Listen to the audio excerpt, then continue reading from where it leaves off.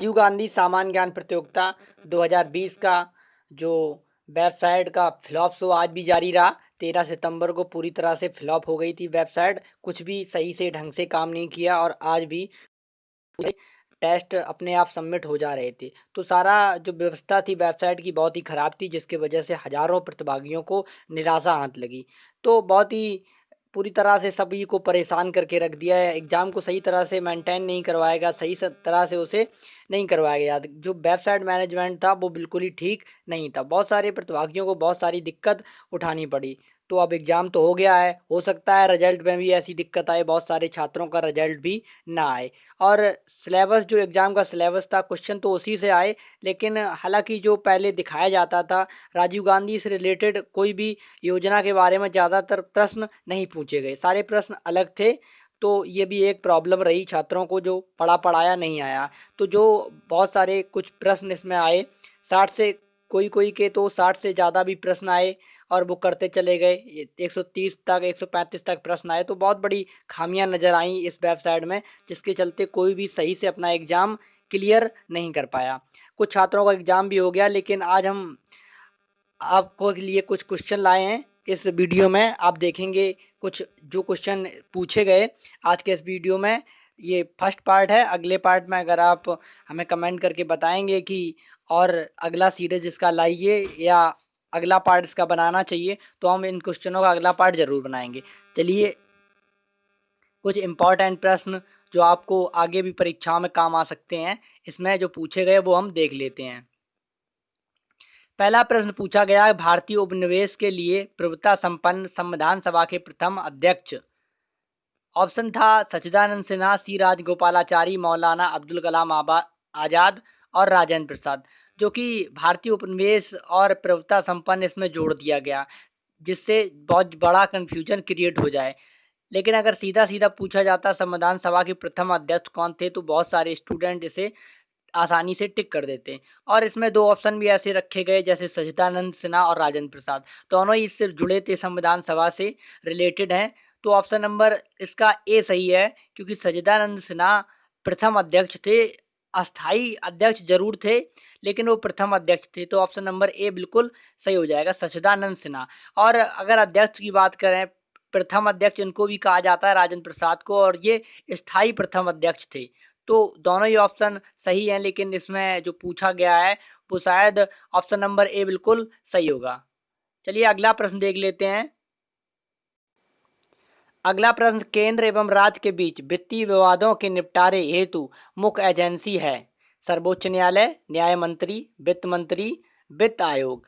तो जो केंद्र एवं राज्यों के बीच कुछ वित्तीय विवाद हो जाते हैं, तो उनको निपटाने के लिए कौन सा जो गठन है वो कार्य करता है, या वित्त मामलों से संबंधित जितने भी कार्य होते हैं वो किसके द्वारा संचालित किए जाते हैं। तो इसमें जो ऑप्शन है, ऑप्शन नंबर डी, वित्त आयोग। तो सारा जो वित्तीय संबंधी लेना देना होता है या संबंध होता है राज्यों और केंद्रों के बीच, तो वो वित्त आयोग के हवाले से किया जाता है। तो ऑप्शन नंबर डी बिल्कुल सही हो जाएगा, वित्त आयोग। वित्त आयोग इसका आंसर है। तो ऑप्शन नंबर डी बिल्कुल सही हो जाएगा। जिन विद्यार्थियों ने ऑप्शन नंबर डी टिक किया है या वित्त आयोग किया है, वो उनका बिल्कुल सही है। और ध्यान देने वाली बात यह है कि बहुत सारे स्टूडेंट अब एग्जाम के लिए बहुत सारे परेशान रहे, तो उनको किसी भी तरह से ये जो प्रतियोगिता थी, पूरी तरह से मेहनत पर पानी फेर दिया गया। छात्रों की पूरी तरह से सही से इसे नहीं करवाया गया। और अगर इसके आपको प्रश्न अच्छे लगें तो आप हमें ज़रूर बताइए, और हम इसका दूसरा सीरीज लाएंगे। और जिन छात्रों को जिनका OTP नहीं आया, उन्होंने ये एग्ज़ाम नहीं दे पाया, तो हम चाहेंगे, अगर वो चाहें तो मैं उनके लिए ऑनलाइन टेस्ट बना सकता हूँ। और अगर आप को ऑनलाइन टेस्ट देना है तो हमें कमेंट बॉक्स में ज़रूर करें, ताकि हम अगले वीडियो में आपके लिए ऑनलाइन टेस्ट लाएं और एक ऑनलाइन क्विज बनाएं, जिसमें आप टेस्ट देकर अपना जो प्रतियोगिता में भाग नहीं ले पाए, तो एक तरह से प्रतियोगिता वाली फील आएगी। और उससे अगर आपकी नॉलेज इनहेंस होती है तो हमें कमेंट में ज़रूर बताएं। तो अगला प्रश्न देखते हैं। अगला प्रश्न है, भारत की प्रथम लोकसभा के पहले अध्यक्ष कौन थे। तो भारत की जो प्रथम लोकसभा यानी कि 1952 में 13 अप्रैल को लोकसभा अध्यक्ष चुना गया था। तो कौन था वो? G V Malvankar, Mavalankar, B number S Radhakrishnan, C D Deshmukh, G B Pant. तो ऑप्शन नंबर ए बिल्कुल सही हो जाएगा। जो लोकसभा के प्रथम अध्यक्ष थे वो जी बी मावलंकर थे। ऑप्शन नंबर ए बिल्कुल सही हो जाएगा। जी बी मावलंकर लोकसभा के प्रथम अध्यक्ष थे। ऐतिहासिक दांडी मार्च का संबंध है।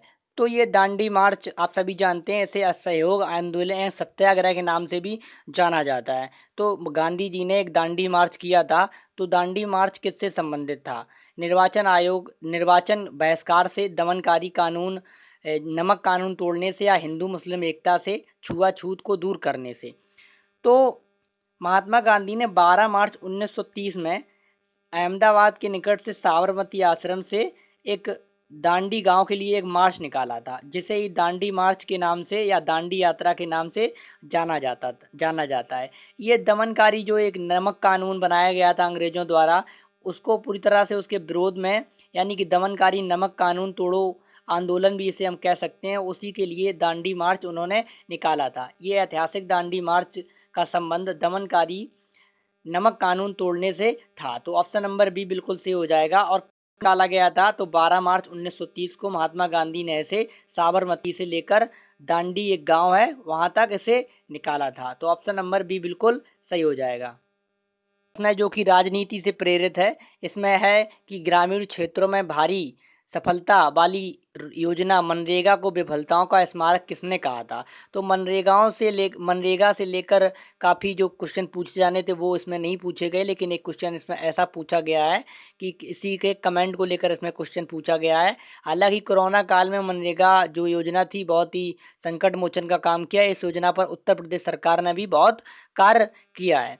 तो किसने ऐसा कहा था कि ये मनरेगा जो है वो विफलताओं का स्मारक है? ऑप्शन है अमित शाह ने, स्मृति ईरानी ने, नरेंद्र मोदी ने, रघुराम राजन ने। बीबीसी की रिपोर्ट के अनुसार वैसे वर्ल्ड बैंक ने इसे 2009 में एक रिपोर्ट जारी की थी, जिसमें उसने कहा था कि यह एक विकास में एक बाधा है, यानी कि जो मनरेगा योजना है वो विकास में एक बाधा की तरह है। तो ये 2009 में एक रिपोर्ट निकली थी वर्ल्ड बैंक की, उसने ऐसा अपनी रिपोर्ट में कहा था। लेकिन यहाँ पर वर्ल्ड बैंक का ऑप्शन नहीं दिया गया है। तो ऑप्शन नंबर सी बिल्कुल से हो जाएगा, नरेंद्र मोदी। नरेंद्र मोदी ने भी इसकी काफ़ी आलोचना की थी और इन्होंने इसे विफलताओं का स्मारक कहा था। तो ऑप्शन नंबर सी बिल्कुल सही हो जाएगा। प्रश्न है भारत के योजना आयोग का प्रथम अध्यक्ष कौन था? ऑप्शन है John Mathai, M Visvesvaraya, Pandit Jawaharlal Nehru, PC Mahalanobis Mahalanobis. तो हमने एक क्वेश्चन अपने जो ऑनलाइन टेस्ट लिया था उसमें भी इसे डाला था, और एक जो पहली बार हमने क्वेश्चन सीरीज लाई थी पार्ट नंबर 1 में, उसमें भी इसे बताया था। तो भारत के जो योजना आयोग के प्रथम अध्यक्ष व उपाध्यक्ष थे वो पंडित जवाहरलाल नेहरू ही थे। यानी कि जो योजना आयोग का अध्यक्ष होता है, या अब योजना आयोग का नाम बदलकर नीति आयोग कर दिया गया है, तो उस जो वो होता है वो प्रधानमंत्री इसका अध्यक्ष होता है। तो प्रथम बार जो प्रथम प्रधानमंत्री थे पंडित जवाहरलाल नेहरू ही योजना आयोग के प्रथम अध्यक्ष थे, और वो प्रथम उपाध्यक्ष भी थे। तो ऑप्शन नंबर सी बिल्कुल सही हो जाएगा। भारत के योजना आयोग के प्रथम अध्यक्ष पंडित जवाहरलाल नेहरू थे। प्रश्न है सर्वोदय शब्द का प्रयोग सर्वप्रथम किसने किया था? ऑप्शन है महात्मा गांधी ने, पंडित नेहरू ने, विनोबा भावे ने, जयप्रकाश नारायण ने। तो ऑप्शन नंबर ए बिल्कुल सही हो जाएगा। महात्मा गांधी ने सर्वोदय शब्द का प्रयोग अपनी एक गुजराती पुस्तक में किया था, जिसका अनुवाद एक अंग्रेज लेखक ने किया था। लेकिन अगर अर्थ की बात करें तो विनोबा भावे ने इसका अर्थ बताया था कि सर्वोदय का अर्थ सबका साथ सबका विकास होता है। तो सर्वोदय का लेकिन प्रयोग, जो सर्वोदय शब्द है उसका प्रयोग महात्मा गांधी ने ही किया था। तो ऑप्शन नंबर ए बिल्कुल सही हो जाएगा, महात्मा गांधी। और विनोबा भावे की अगर बात करें तो इन्होंने इसके अर्थ के बारे में विस्तार से बताया था। अगला प्रश्न है बाबूजी के नाम से प्रसिद्ध नेता जो 1952 से 1984 तक लगातार सांसद चुने गए। तो जो लगातार सांसद चुने गए 1952 से लेकर 1984 तक, तो ऑप्शन नंबर ए बिल्कुल सही हो जाएगा। इसमें ए ऑप्शन वो गलती से थोड़ा टाइपिंग मिस्टेक हो गया। तो ऑप्शन नंबर ए बिल्कुल सही हो जाएगा, जगजीवन राम। जो जगजीवन राम थे उनका ही नाम, पूरा नाम बाबू जगजीवन राम था। तो बाबू जगजीवन राम जी ऐसे प्रसिद्ध नेता थे जो 1952 से लेकर 1984 तक लगातार सांसद चुने गए थे। तो ऑप्शन नंबर ए बिल्कुल सही हो जाएगा। हरिवंश राय बच्चन को आप सभी जानते हैं, ये अभिषेक बच्चन के पिताजी थे और एक प्रसिद्ध लेखक थे हरिवंश राय बच्चन। अगला प्रश्न है, सरकारिया आयोग का संबंध है राजस्व वितरण से, राष्ट्रपति की शक्तियों एवं कार्यों से, संसद की सदस्यता से, या केंद्र और राज्यों के पारस्परिक संबंधों से। तो जो सरकारिया आयोग है वो उसका संबंध किससे है? तो सरकारिया आयोग की बात करें तो इसका संबंध केंद्र और राज्यों के पारस्परिक संबंधों से। तो ऑप्शन नंबर डी बिल्कुल सही हो जाएगा। जो सरकारिया आयोग है उसका संबंध केंद्र और राज्यों के बीच पारस्परिक संबंधों को बनाए रखने से है। तो सरकारिया आयोग की अगर अध्यक्ष की बात करें तो ये एक सेवानिवृत्त न्यायाधीश थे, न्यायमूर्ति न्यायाधीश थे, जिनका नाम रणजीत सिंह सरकारिया था। जो ये सरकारिया आयोग है वो इसी के अध्यक्ष थे, यानी कि उनका नाम ही रणजीत सिंह सरकारिया था। और सरकारिया आयोग केंद्र और राज्यों के पारस्परिक संबंधों से संबंध रखता है। तो ऑप्शन नंबर डी बिल्कुल सही हो जाएगा। अगला प्रश्न है, भारत के किस राज्य में सर्वप्रथम महिला मुख्यमंत्री हुई थी? ऑप्शन है उत्तर प्रदेश, बिहार, तमिलनाडु व दिल्ली। तो ऑप्शन नंबर ए बिल्कुल सही हो जाएगा। भारत के किस राज्य में जो सर्वप्रथम महिला मुख्यमंत्री हुई थी उनका नाम सुचेता कृपलानी था और वो उत्तर प्रदेश से संबंधित थी और उत्तर प्रदेश की वो पहली महिला मुख्यमंत्री थी। तो अगर उत्तर प्रदेश की बात करें तो एक मैंने इसी पर वीडियो बनाया है प्रथम महिलाओं पर, तो मैंने उसमें बताया है जो उत्तर प्रदेश में एक फैक्ट है कि उत्तर प्रदेश में प्रथम महिला राज्यपाल भी उत्तर प्रदेश में ही बनी थी और जो मुख्यमंत्री हैं प्रथम महिला मुख्यमंत्री वो भी उत्तर प्रदेश में ही बनी थी। और अगर बात करें किसी दलित महिला मुख्यमंत्री की बात, प्रथम दलित महिला मुख्यमंत्री भी उत्तर प्रदेश की सुश्री मायावती ही हैं। तो उत्तर प्रदेश में ये फैक्ट है, तीनों महिलाएं हैं जो मायावती जो कि एक दलित मुख्यमंत्री हैं, वो प्रथम दलित मुख्यमंत्री अगर पूछा जाए तो मायावती जो सुश्री मायावती जी हैं वो दलित मुख्यमंत्री थी प्रथम महिला। और प्रथम महिला मुख्यमंत्री की बात करें तो सुचेता कृपलानी थी और प्रथम राज्यपाल की बात करें तो वो सुचेता जो सरोजनी नायडू थी। सरोजनी नायडू भारत की किसी भी राज्य की प्रथम राज्यपाल थी। और भारत के किस राज्य में सर्वप्रथम महिला मुख्यमंत्री हुई थी? तो ऑप्शन नंबर ए बिल्कुल सही हो जाएगा, उत्तर प्रदेश। प्रश्न है, सूचना का अधिकार अधिनियम पारित हुआ था, यानी राइट टू इंफॉर्मेशन एक अधिनियम पारित किया गया था, वो किस वर्ष में पारित हुआ था? ऑप्शन है 2001 में, 2004 में, 2005 में व 2002 में। तो 15 जून 2005 में इसे प्रथम बार लागू किया गया था। तो ऑप्शन नंबर जो सी है वो बिल्कुल सही हो जाएगा। 2005 में इसे लागू किया गया था। कब लागू किया गया था? 15 जून 2005 को। लेकिन अगर बात करें पूर्णतया और पूरी धाराओं के साथ इसे कब लागू किया गया तो 12 अक्टूबर 2005 को पूर्णतया इसे संपूर्ण धाराओं के साथ लागू किया गया था। वो 12 अक्टूबर 2005 में किया गया था। तो दोनों डेट्स आप याद रखिए, इंपॉर्टेंट है, और 2005 भी याद रखिए। सूचना का जो अधिकार है राइट टू इंफॉर्मेशन वो 2005 में लागू हुआ था। अगला प्रश्न है, नए राज्य के गठन की शक्ति निहित होती है। ऑप्शन है संसद में, राष्ट्रपति में, मंत्रिपरिषद में, राज्य पुनर्गठन आयोग में। तो जो नया राज्य बनता है उसकी शक्ति किसमें निहित होती है? तो ऑप्शन नंबर ए बिल्कुल सही हो जाएगा, संसद में। तो संसद में इसका जो संशोधन है वो पारित किया जाता है, इसके बाद राष्ट्रपति को भेजा जाता है, फिर राष्ट्रपति उस प्रदेश या उस राज्य से संबंधित जितने भी विधानसभा के सदस्य होते हैं उनसे राय लेता है, इसके बाद इसे पारित किया जाता है। तो नए राज्य का जब भी गठन होता है या उससे संबंधित जितनी भी शक्तियां हैं वो संसद में निहित है। तो ऑप्शन नंबर ए बिल्कुल सही हो जाएगा।